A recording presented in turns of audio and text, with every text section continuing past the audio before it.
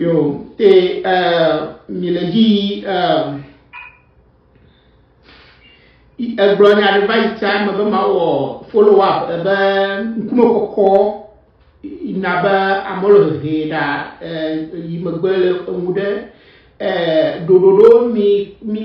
what Dodo to come about one or more FOMO par exemple yo allo fometio yo na o nya ada danklo na le yo akonklo vio yo ochigbe na sile yele blole be oni no boba ivano Aʋatsonu wo allo le plan ni be ne melo chiwa dodo lo ngbo wa je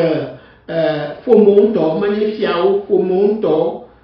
me fia fometio pe ano de klo presuba oteno nufono mo vio ike nu ni jibo wa wona sie du kon la wa tono wo asila sima